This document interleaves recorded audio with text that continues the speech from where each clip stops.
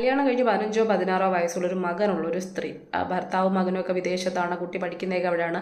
നാട്ടിലെത്തിയ ആ സ്ത്രീ അല്ലെങ്കിൽ നാട്ടിൽ താമസിക്കുന്ന ആ സ്ത്രീ ഇൻസ്റ്റാഗ്രാം വഴി പരിചയപ്പെട്ട യുവാവ് 4 ദിവസം അവരുടെ വീട്ടിൽ വന്ന് താമസിക്കുന്നു. അവരുമായിട്ടുണ്ടായിട്ടുള്ള ശാരീരിക ബന്ധങ്ങളുടെ വീഡിയോസ് എല്ലാം അയാൾ രഹസ്യമായിട്ട് പകർത്തുന്നു.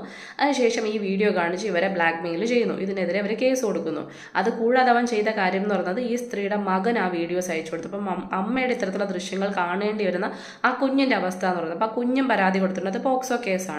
ആ കുഞ്ഞിൻ്റെ അവസ്ഥ വളരെ ദയനീയമാണ് അത് ആലോചിക്കുന്ന സമയത്ത്. പക്ഷേ ഈ സ്ത്രീയെ സത്യം പറഞ്ഞു കഴിഞ്ഞാൽ ആലോചിക്കുന്ന സമയത്ത് പരിഗണന പോയിട്ട് ഒരു സ്ത്രീയാണെന്നുള്ളൊരു സംഭവം പോലും തോന്നില്ല. കാരണം ഇത്തരത്തിലുള്ള ബന്ധങ്ങളിലേക്ക് ചാടണമെന്ന് ആഗ്രഹം ഉണ്ടെന്നുണ്ടെങ്കിൽ അത് അതിൻ്റെ വഴിക്ക് പോവുക. ഭർത്താവിനെ ഉപേക്ഷിച്ചുള്ളതാണെന്നുണ്ടെങ്കിൽ മറ്റൊരു കല്യാണം കഴിച്ച് ആ തരത്തിൽ പോവുക. അതല്ലെന്നുണ്ടെങ്കിൽ ഇത്തരത്തിലുള്ള ബന്ധങ്ങൾ ചാടുന്ന സമയത്ത് ഇതിൻ്റെ ആഫ്റ്റർ എഫക്റ്റ് എന്തൊക്കെ വരാം, ഇത് ആർക്കൊക്കെ ഇത് പ്രശ്നമായിട്ട് മാറാം, അല്ലെങ്കിൽ ഇനി ഇതിനെ എന്തൊക്കെ വെച്ച് തടയാം എന്നുള്ള കാര്യങ്ങൾ മുൻകരുതൽ എടുത്തിട്ടുമാണ് ഇത്തരത്തിലുള്ള കാര്യങ്ങളിലേക്ക് ഇറങ്ങാനെന്ന് പറയുന്നത്. അതല്ലാതെ തൻ്റെ ഇഷ്ടപ്രകാരം ഇത്തരത്തിലുള്ള ബന്ധങ്ങൾ ഇറങ്ങി കഴിഞ്ഞതിന് ശേഷം 4 ദിവസം വരെ വീട്ടിൽ വന്ന് താമസിച്ച് അവൻ സ്വന്തം ഇഷ്ടപ്രകാരം അല്ലെന്ന് ഇനി ആൾക്കാർ ചിന്തിക്കണോ? അല്ല അപ്പുറത്തേക്ക് താൻ അറിയാതെ ജ്യൂസിൽ, അവളുടെ വീട്ടിൽ തന്നെയല്ലേ ജ്യൂസ് കലർത്തിയെന്ന് പറയുന്നത്, അറിയാതെ ഇത് കലർത്തി ഇത് പീഡിപ്പിച്ചു എന്നൊക്കെ പറയുമ്പോഴത്തേക്കൊന്ന് ആലോചിച്ച് നോക്കിയാൽ നമ്മുടെ കോടതി പറയുന്ന കാര്യങ്ങളുണ്ട്. അതായത് 2 പേരുടെ സമ്മതപ്രകാരം നടത്തുന്ന കാര്യങ്ങളാണെങ്കിൽ അത് കേസിൻ്റെ വിധത്തിൽ വരുന്നതല്ല. ഇത് ഒറ്റ കാര്യമുള്ളൂ, അവരുടെ ഇഷ്ടപ്രകാരം നടന്ന കാര്യമാണ്. പക്ഷെ പൈസ തട്ടുമെന്ന് പ്രതീക്ഷയില്ല. അപ്പോൾ അതുകൊണ്ട് തന്നെ സ്ത്രീകൾ മനസ്സിലാക്കേണ്ട കാര്യം എന്ന് പറഞ്ഞാൽ നമുക്ക് ചുറ്റുമുള്ള നമ്മുടെ ഭർത്താവ് അല്ലെങ്കിൽ നമ്മുടെ കുടുംബങ്ങളുമായി ബന്ധപ്പെട്ട